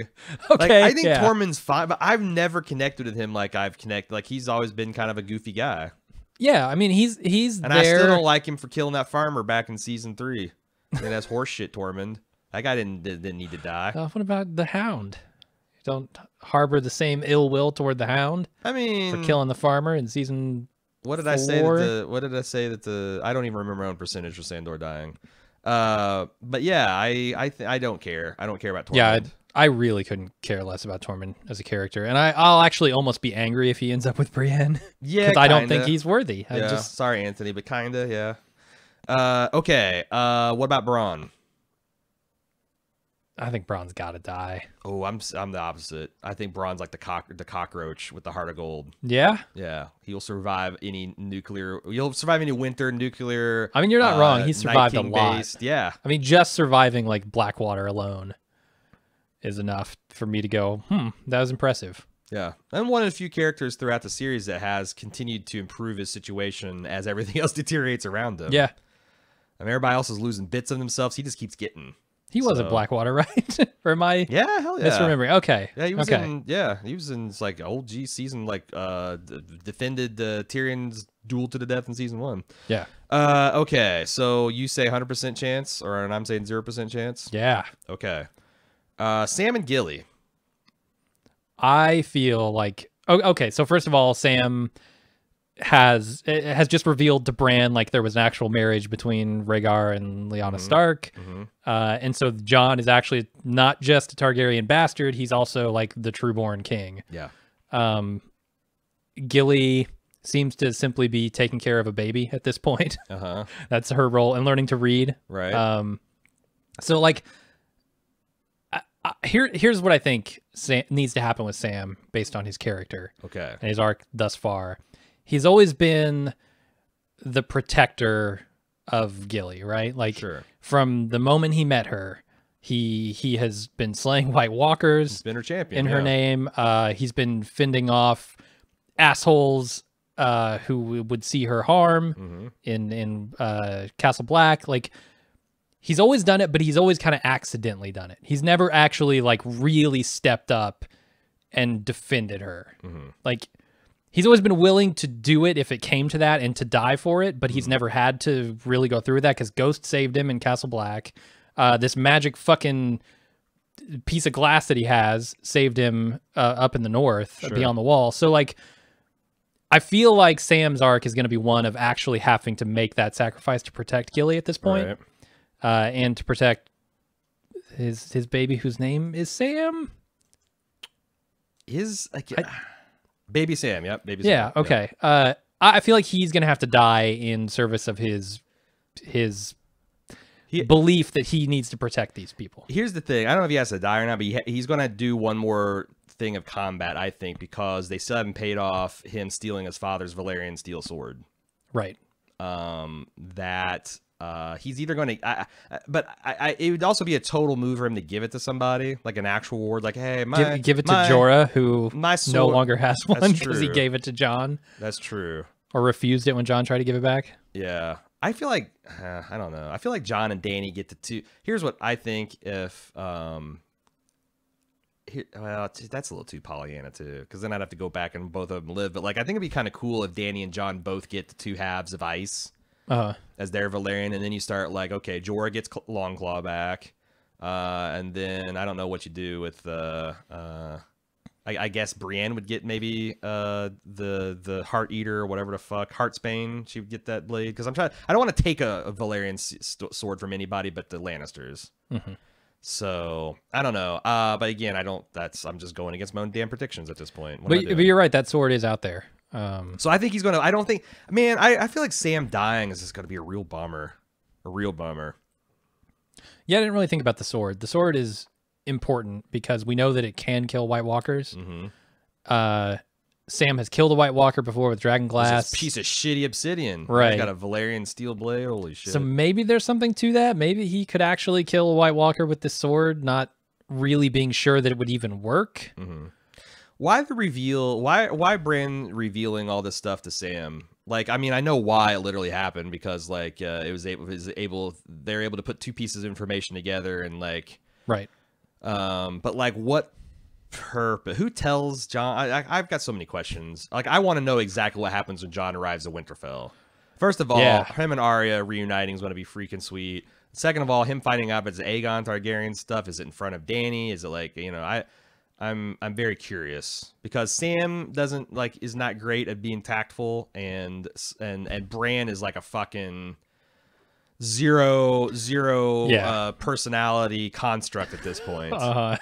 And he's the type to just blurt, "Hey, Auntie Daenerys, did you know that Jon's the rightful king?" And then I don't know, hilarity ensues. Sam, so I think Sam and Gilly are both a 0% chance. Baby Sam has a 0% chance for die. They are going to be one of the sweeter endings. I think Gilly and Baby Sam have 0%. I think Sam's up in the air. I was going to go 100. I think I'm 50 on that sword thing. I cut those odds down of that Valyrian steel. You absolutely did. Theon and Yara. So Theon just got forgiven of his many sins of shitbaggery by Jon Snow himself. Yep, he beat a man half to death. He beat an Ironborn half to death and arose harder and stronger. He's taken his men and he's going to rescue his sister. Yeah, which sets up an inevitable confrontation between him and Euron, right? I still don't give a shit about any of this Greyjoy stuff, man. Huh. I thought you've long not cared about that. Yeah, and I was actually kind of surprised at how caught up I got with in the moment. I think Alfie Allen sold the hell out of that kind of moment of triumph, and like you know, his second baptism and actually becoming a man where he's just pretending to be one before, but he's in a man and he's not, but he has no cognible. What is that? Like, there's a lot of really cool things that I felt like I felt intellectually, if not emotionally, and I thought, you know, I admired it, but like, I don't know, like, is he going to go and single-handedly best Euron in combat and save Yara? And like, okay, let's cut to the chase. and Yara, we don't know where Yara's at. Yeah, she's either dead or she's a captive of Euron. Dead, or she's Cersei. Captive of Euron. She's on the Iron Island. She could be aboard Euron's flagship, the Silence, which would be kind of. But like, I don't know that I would even buy with his dramatic moment him like taking this longboat of 20 dudes and taking on Theon's flagship or Euron's flagship. Yeah, I don't know. And again, like, this seems so utterly unconnected to anything else I care about. I'm gonna go 100% chance for Theon to die because it's cool for Jon to forgive him, but Theon brought all this shit onto himself. Arguably he suffered enough for it, but I think he's going to die, and I think Yara's going to live because he's going to somehow save her and redeem himself in a heroic sacrifice. I think it'd be more bittersweet if Theon dies, and saves Yara somehow. Yeah. And it does seem like that's the way it's going, so I think I'm with you on that. It'd be cool if Dany's Queensguard, assuming she sits the Iron Throne and has so it would be nothing but women. You got Arya, Grey you got Worm Brienne, out of the picture, you got Arya, you got Brienne, you got Yara, Brienne, Arya. Boy, you have to give them new names because that's confusing. Yara. Oh, they already did. Yeah, that's true. That's true. She's gonna go back to Asha since where the hell's Asha at this point? Did she die? Is she dead? Oh, I'm certain. 100% chance of her dying sometime in the last 3 seasons. We didn't even notice it. She's dead. So yeah, we thought anything else to say about that, or should we move on? Because now we get to the villains: Euron and Cersei and the Night King. Dead, and dead. 100%. 300% dead. Yes. Euron is now off to Westeros, or to Essos rather. There is nothing sweet about Cersei living through this. Nothing sweet. That cannot be described as bittersweet, no matter how many people die. But and she lives. I've got some things to discuss. Okay. Okay. So Euron's off to Westeros to save the hire. Jesus Christ. Euron is off to Essos to hire the Golden Company.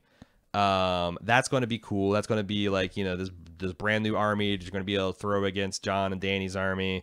The Golden Company has elephants, which I think is going to be a really cool visual element to any battle.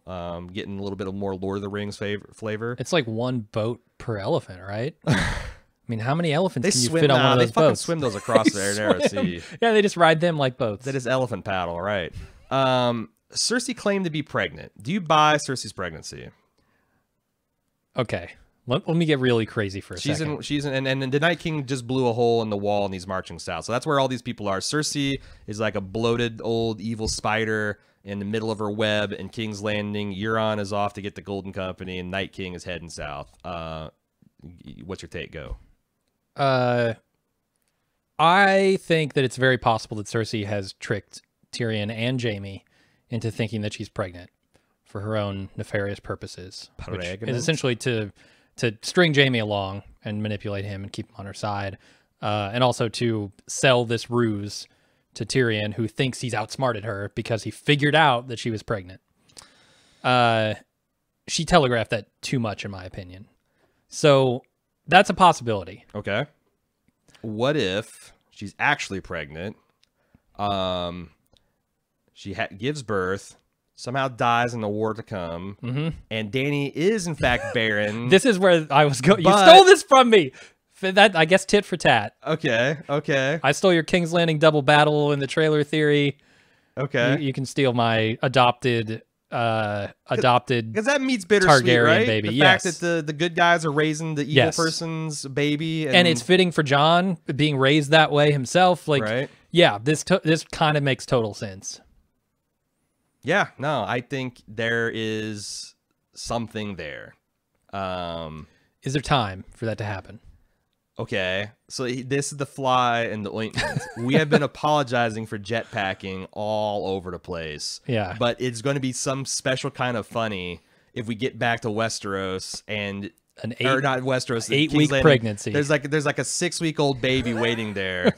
Right. and then people there's mention about, oh, we got to take the long, arduous trip from Winterfell to King's Landing. It'll take us months by going over... it'll be... I don't know what the fan base would do. Like if they because the people that are left are at least tolerant of the egregious jetpacking and hand waving over any kind of concerns about actual material or money or how things cost or anything but round numbers of men and ships and all this shit. Like I think it would literally melt people's brains if they let that play out naturally. Is there any like room for unnatural? Can Qyburn do some kind of like, oh no, like Cersei's like, I've got to get this baby out of me, Qyburn, do some blood magic and make this thing grow in a fortnight. And then she's going to don her, I don't know, Cersei armor and go. How many leeches does Qyburn have? As many as he needs. As many pots of wildfire as they had? Yeah. Because I think you could probably make a baby come out real fast if you had enough leeches. Yeah. That's what I would like to know how that would work anatomically. Ask Gendry. Gendry knows. He knows all about it. Gendry thinks making babies probably involves leeches. Probably. I got naked with the lady. She put leeches on me. I think that's sex. Hell, I could be a father. Yeah, I don't know. 100% death for all these. I do think there is a little bit of intrigue with the baby. I think there is a little bit of opportunity for someone to take the place of the Night King in some kind of long lost pack kind of situation. I mean, the Night King has to definitely die or at least be thwarted, you know? Like his mission cannot succeed because if it does, he's the binary switch on this whole fucking story. If he lives, everyone else dies. Sure. If he dies, there's possibilities, right? So he has to die. Yeah. Bonus death percentage. There is no sweet in that bittersweet pot for a Night King who prevails. Bonus death percentage, Gendry. Gendry? Is there any chance that we get Gendry on the throne as the rightful heir and then Jon up north as sort of his father and they have that bro relationship? That would be kind of cool. No, it can't happen. But it's obviously, yeah. It's ridiculous. So I think Gendry comes into play in an event that he like to break glass in case both Jon and Dany die. If, he does have a claim. For example, like if Dany on her deathbed, like she's dying of her wounds, or she's psychically connected to her fucking dragons, and they're all dead because you like I do think that there's going to be a man. There's another question: are the dragons going to live or die? Because like Bran, I feel like these things are too powerful to continue. Like if you have a whole other age of dragons and stuff like that. I don't know I just think that like they're gonna try to return to status quo. I feel like there's an instance where Dany's dying on her deathbed because she's psychically connected to dragons or some shit like that, and she's wasting away. And you know everyone's fretting about the fact that there's no issue because we're also wrong on our Cersei baby prediction. And she outlines some way to democratically elect a leader, and it turns out it's Gendry. I could see something like that happening. No way. No? No way. No? Gendry doesn't sit the Iron Throne? Yeah, it's a possibility. As an elected monarch? With the story you outlined, yes, it's a possibility. But all right. I don't... certainly it's like a 1% chance of anything. 0% chance? I mean, Gendry's purpose at this point is going to be to hammer a bunch of fucking dragonglass, right? Like, or to at least lead up the effort in hammering a bunch. Yeah, of there is a scene of him like armoring, like doing armory stuff in Winterfell, and he made the joke last season about like, oh, what use is there for a blacksmith? Like, I'm gonna take up a hammer and I'm gonna fight with you. Right. Well, guess what? There's actually a lot of use for a blacksmith at this point. You got to start smithing this glass and the weaponry, son. What if you made a suit of armor out of dragon glass? Holy shit! Just like in Skyrim, yes, I want some of that ebony armor. Could the Night King even penetrate that with a weapon? I think if you touched him, he just turned to dust. Yeah, that's what I'm thinking. It's like going to a fight with a wasp nest and you made a suit out of Raid. Like they got no answer for it. Yeah, let's see that. Let's see a bull-shaped helmet made out of dragon glass. Yeah, and he goes in and just gores the Night King with the horns. Hell yeah! I think we've now. And he says, "The boar gotcha." I think we got 6 different people with storylines killing Night King at this point, all at the same time. Yeah, Bran distracts. Jon faints. Gendry gores. Arya sneaks in with the mask. Yeah. Okay. God, I want to see that Photoshop. Gendry in the dragon glass boar helmet.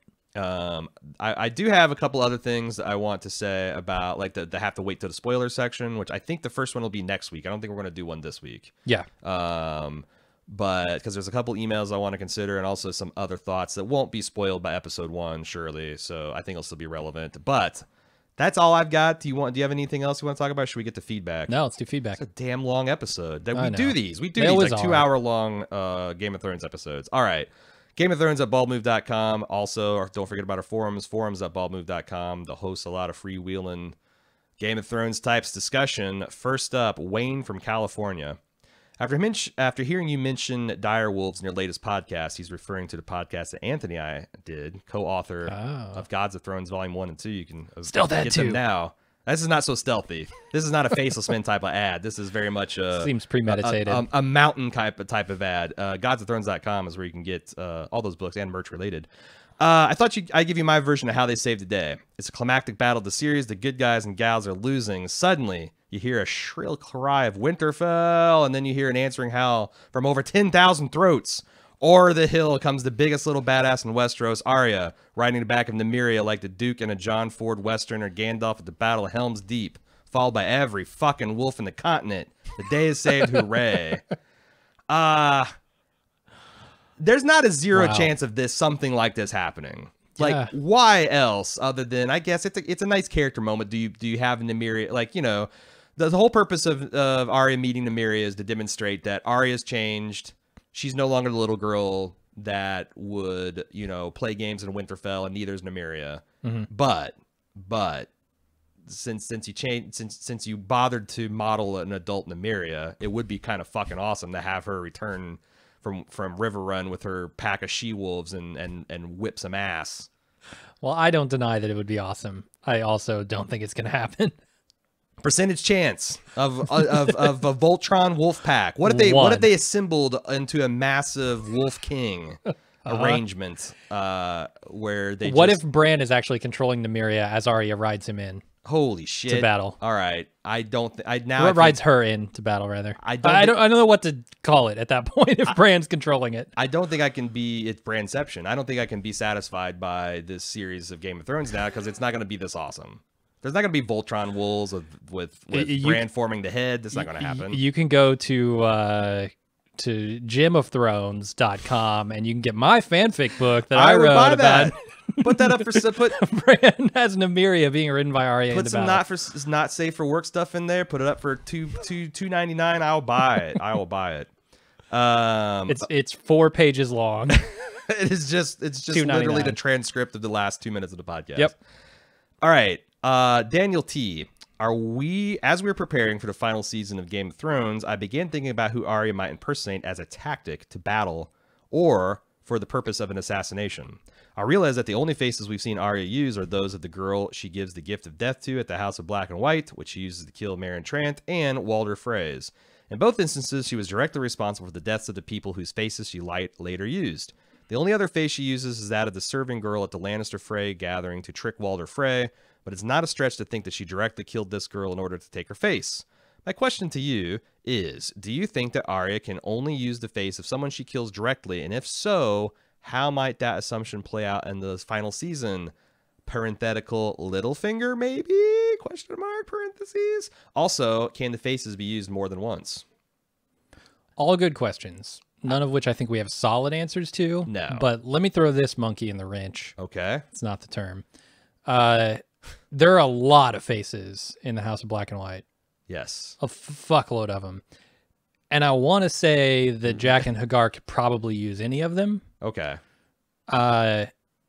Therefore, meaning certainly he hasn't killed all of these people personally, right? Okay.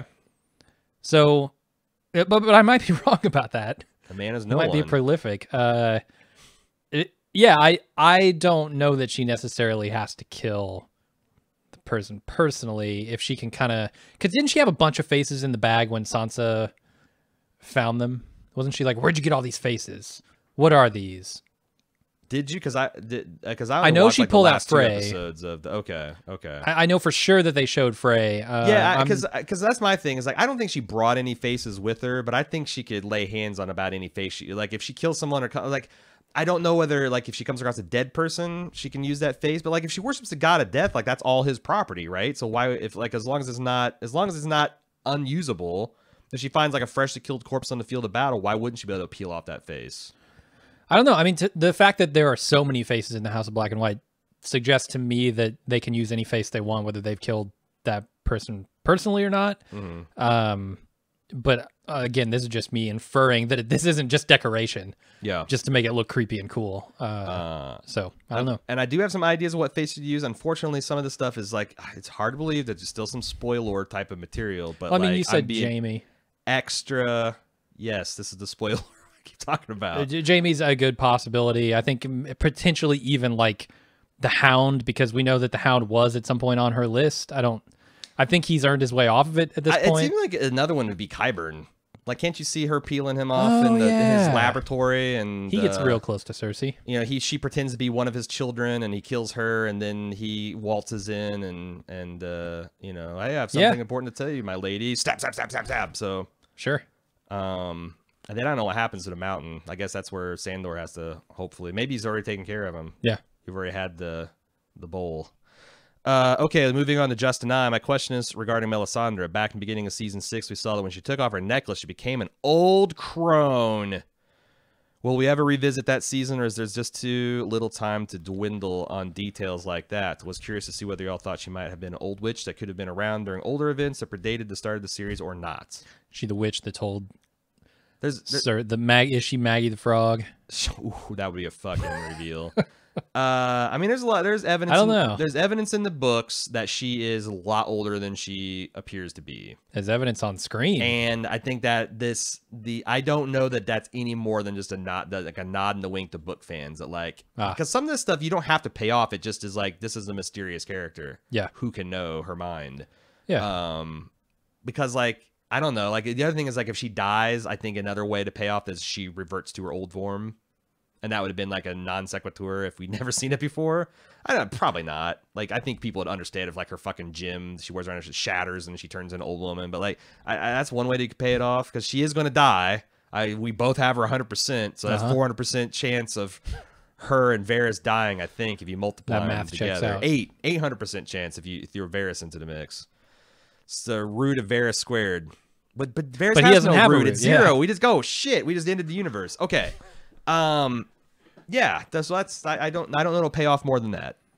I mean, she obviously has magic powers. Like, she is like, I mean, I don't know if she calls herself a witch, but like, she's been called a witch on the show, and she's got magic powers. That's a witch. So like, I think all your math checks out there, Justin. Just don't divide by Varys' root. Josh P. Here's a story I have about Jaime's ultimate fate in the books and maybe in the show that I don't believe I've seen anywhere else. In the final battle between kings, the White Walkers and the living, Jaime Lannister will kill the Night's King, completing his redemption arc by transforming his previously despised Kingslayer moniker from a point of ridicule, dry pie, and shame into honor. Yeah, dry pie. Taste we should just take that out. Okay. Shouldn't we? That's what I don't know. I didn't know if there was more. I thought you quit doing dry pile as of like 2 seasons ago. I didn't know if there was more coming, or if that's the end of it. No. That's pretty much the end of it. Well, your email's cut. Taste it. Fern from NYC. Which character from Game of Thrones that hasn't appeared in a long time or was mentioned on the show but never appeared would you like or be surprised to make an appearance in the final season? No one. They always do this. Wait a second. You got to let Fern start his stuff. For me, it would be Quaithe. To me, she's like Darth Maul of Game of Thrones. Right. She looks cool, has mysterious dropping knowledge on Jorah, and that's that. Never see her again. I was sure it's going to be a big character in those 2 minutes we saw her, but I've never read the books either. Okay, that's fair. That's a character I haven't thought about in 6 seasons, so... But I don't... I mean, to your point, Fern, I don't think that's going to happen. If I had, like, my choice for someone to pop up in the end, I'd like to see Salladhor Saan. Like, I think that would be super fucking cool if the pirate, like Euron's doing some last ditch to maybe escape, and Davos is called in a favor, and you see Salladhor with his pirate flag, like, not today, ha ha ha ha, as he's like eating a turkey leg, and he's probably got a winch on his hip and a flagon of wine in his third arm that he doesn't have. I think that was a cool character that I wish I saw more of. Yeah, that's fair. He's fun. But Quaithe is pretty solid, too. Quaithe is clearly a case of the double Ds getting a bunch of bullet points and having no fucking clue how they actually connect and punting. Yeah. Amber from Florida. Why the lack of Tyrion in the trailer? Perhaps a larger question, what role does Tyrion have now that Jon appears to be Dany's trusted advisor? Well, I don't know if he's a trusted advisor. That's part of why I think Tyrion is nervous about the boat sex. No, I think this is like a central question to their relationship going into season 8 here, and I don't know. I honestly think he's going to be the central. Like, you're going to understand he's going to be the central figure moving forward. Like, he's going to be some sort of prime minister, presidential type of like executive, or way up there. I think that's what his arc is going to be. No, he's my favorite character, so he definitely can't die. But he's come a long way since, something to do since managing the drainage cisterns of the Casterly Rock. Josh from Maine, who mentioned casually that he's been listening to us since 2011. Jesus, have we been doing this for this long? No, he's lying. yes, barely. So we don't see the Night King in a trailer, right? We see his horse's foot. We see his horse's foot. We see the horse. We didn't see him, but the horse he rode in on. Would the Battle of Winterfell be the best place for this new dragon? If he has a connection with Bran that he knows they're armed with dragon glass as well as 2 dragons, why not take his dragon straight to King's Landing? Who's going to stop an undead dragon there? They don't have any dragon glass, and a scorpion isn't going to work. I think Bran realizes that that's what the Night King is doing, and Johnny and Dan fly to King's Landing to meet him. Johnny and Dan. That would that's nice actually how it was written. I thought I fucked it up again, but no, you actually wrote it that way. No, that's good. That would leave the Battle of Winterfell completely dragon-less, or even better idea if you're Dany would be to take your dragons to King's Landing, sack it, and take the Gold Company for yourself. But I don't know that the Night King has perfect knowledge of everything that the heroes are doing, although you can make a good argument based on him chilling at the one location he needed to be to get the one thing he needed to get across the impassable barrier, that he's got more, he knows more than your average Night King about what's going on. But holy shit, if he knows everything about everything. Yeah, no, that's a scary prospect. I also don't know exactly what his thought process is either. We haven't been privy to a lot of that. So like, is his only real goal, or the first milestone as he sees it, to destroy Bran? To destroy the Three-Eyed Raven? Because if that's the case, he can go nowhere else but wherever Bran is, which now is Winterfell. Right. So there's a reason he'd be drawn there. Yeah, so maybe it's a possibility that he can't, accomplish the larger, grander goal without taking out Bran. So that's kind of the assumption I'm operating under, is that Bran is the major draw here, because he has been chasing Bran for a while now. And he just needed a dragon to get to where Bran is now. Right. So he took a dragon and he's doing the thing. So I don't know that he's actually that concerned about the forces of men, period. Yeah. He's more concerned about the magical forces that might hold him at bay, which is Bran.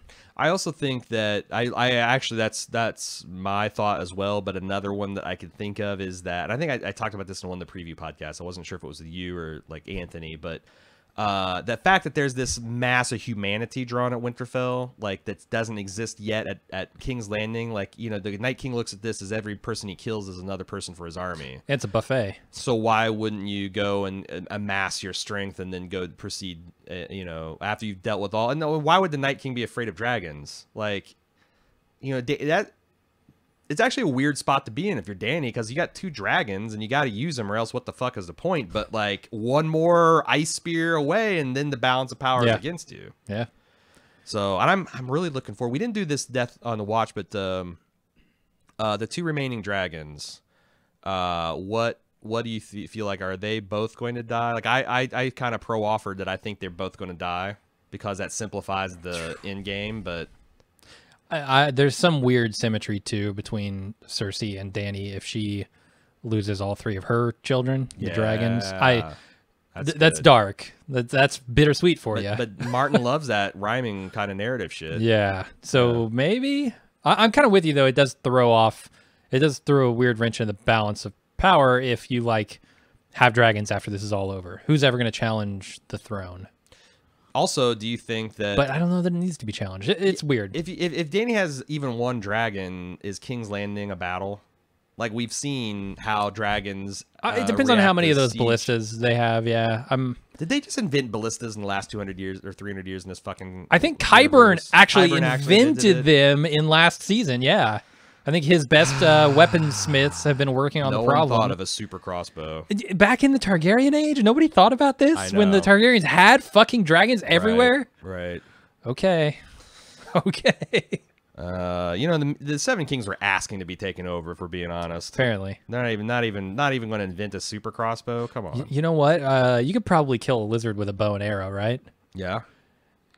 What do you think would kill like a really big lizard? Oh, are you suggesting a really big bow and arrow? You damn right. I don't think that our medieval science can harness the powers of a large bow and arrow. Their material sciences were not that good. I will say that. No, like, you know, you need trebuchet catapult, which we know they absolutely have, and is essentially the same technology you'd use to build one of these. No. Failure of imagination. No super crossbows. It's forbidden. This is the going to hyperspace of Game of Thrones. Maybe it's like some kind of Warhammer shit where like ancient war like was won by sentient super crossbows and they're forbidden to be constructed. You just can't do it. You can't do it. It's why there's no computers in Dune. It's why there's no robots in Warhammer. You just they had a bad experience with them. Yeah. Those fucking crossbows had a mind of their own, and we just burnt them all and burnt all the blueprints. And here's Qyburn fucking around with forces he does not understand. Again. Who sits the Iron Throne? A super crossbow.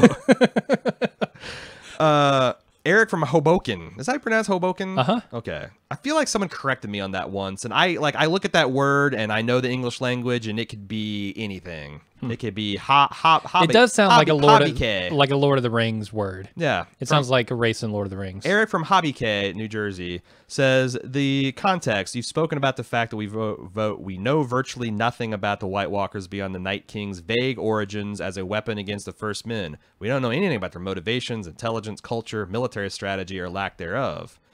Although we make some smart inferences. Only what we can deduce. Right, yeah. And of course, you also spoken about your concerns that Gurm might have about the demand for the last two books once the show is complete. Will anyone care? Will be disappointed or a chore to read once people know the ending of the saga? Taking these things into consideration, my question is whether you think it's possible there's a contract or at least some understanding between Gurm and the Double Ds and HBO that details of the White Walkers are intentionally left out of the show so that Gurm can include them as a book-only exclusive. If I were Gurm's publishers, that's exactly what I'd push for. Should we use Jim as a litmus test? What say you, Jim? Would you read a Game of Thrones book if it was the only way you could learn more about the White Walkers? No. 0% chance. No. Yeah. That's not gonna happen. Like, I'm not reading what is it, Fire and Blood about Targaryens or something. I'm not reading the lore around the show. I'm just concerned with what's in the show. So no. I just don't think, like, there's no way the George Martin would have thought to do this before the Game of Thrones started. And why the fuck would the Double Ds and HBO go back and be like, okay, we will, I mean, I guess to be nice, but it doesn't seem like, it seems like they're much more business-like usual than they're just strictly business of late. I don't know. Yeah, I don't see any of that having happened. All right. Paul, as a Welshman, I love to hear the new to me story of Bran the Blessed that you discussed in last week's podcast, and couldn't believe the coincidence when the BBC aired a dramatization of the very same story just a day later, with the extra mention of the benefit of the resurrection cauldron during the battle. So this is something that features in our book, Gods of Thrones, and we talked about it last week as one of our kind of set piece discussions, and unbeknownst to us, the BBC thought it'd be a great idea to drop a dramatization of it.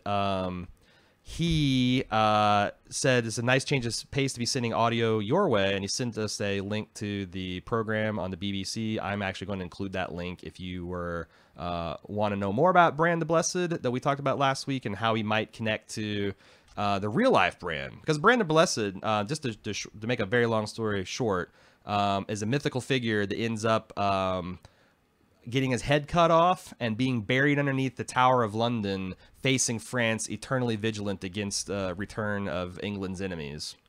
And you know, so Anthony and I were speculating how that could be a tie-in to like Bran's ultimate fate, which seems like you subscribe to without knowing the potential connection to Bran the Blessed. Yeah. Also, there's a lot of connections to crows in that myth. There's a lot of, that's the kind of stuff you can get. It's because it's good storytelling. Stealth ad number 7, godsofthrones.com, if you want to know more about that. And I will link this note. I haven't got to hear it because I just saw this before we started the show, but I'm going to listen to it on the way home. I'm excited. So thank you for that, Paul. Also, nice try to get me to pronounce Welsh words. I learned my lesson with Hoboken. I'm not, and that's my own language. I'm not going anywhere near that stuff. Anna M, can you guys talk about the scene where Jaime says to Bronn in season 5, episode 4, I want to die in the arms of the woman I love. Whose arms will he die in season 8, Brienne's or Cersei's? Definitely not Cersei's anymore. Boy, I think he's seen her true colors. But he's loved, I mean, like, so he's loved her since he was born, essentially, if you believe their mythology. I don't think, like, even though that he's walking away from her, I don't think he stopped loving her. I mean, not to get a little too George Jones, but I think that he'll stop loving her the day he dies, maybe truly, fully. But no, because the thing is like, the only way I see that happening is like if it's like a murder-suicide, or like Jaime dies in the attempt to kill Cersei and they kind of collapse in each other's arms, because like, man, I want to see Cersei survive in an assassination attempt by Jaime and then cradling him and crying or whatever. I don't even think she'd cry. She'd be cackling with glee, insane glee. Yeah. So since I do think it's a 100% chance Jaime dies, I think it would be bittersweet as fuck for him to do that in Brienne's arms on a battlefield. Sure. With a lot of watery eyes and talking about loyalty and oaths, and you really know the subtext is they're talking about fucking. That's how I'm going to see it through the lens of shipping. A lot of sword metaphors, sheets. A lot of swords. Yep. Just one last time, put my sword in its. No, okay. Talking about quenching the sword and all sorts of things. Oh, we're going to talk. It gets loot on the battlefield. The Legend of Nissa this week on this next week on a spoiler cast.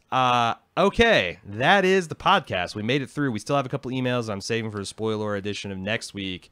Thanks for everybody sending in. It's already getting hard picking out the emails. Thanks for everybody that sent stuff in. We will be back. Boy, it's just going to be crazy from here on out. Sunday night. Yeah. We're going to come back at the end of this. So like probably around 10 p.m. or a little bit after that Eastern time, we'll be taken to the internets at baldmove.com doing the instant take. That will be available for the club members to watch live, as well as the instant talk, where we actually invite you to come on the YouTube's chat and submit us questions, and we'll answer as many as we can on air. Of course, Tuesday we'll have the full edition of our podcast that comes out, and then Friday we'll have the spoiler edition, and that's going to be happening all throughout the run of Game of Thrones. Don't also forget that we're doing our super serious fan fest. The Film Fest Fantasy Edition, where Jim and I are talking about all the various cheesy 80s, 90s, and early 2000s fantasy films that we've seen and loved over the years. Do you know which one the first one's going to be? Conan the Barbarian. We're starting with Conan the Barbarian, and we've got a live watch for the club members. We got a podcast for everyone that just wants to talk about Conan and swords and sandals, and there's kind of a dragon in that, I guess, a legless, a great worm, I guess you would call it. It's not exactly a dragon. Okay. Yeah. But yeah, we're going to kick things off the Super Serious Film Fest with Conan. We're excited for you guys to hear that. We're just going to be having a Game of Thrones long celebration of all things fantasy here at baldmove.com. We will see you Sunday night for the premiere of the finale of the final season of Game of Thrones. Until then, I'm Aaron. And I'm Jim. See ya.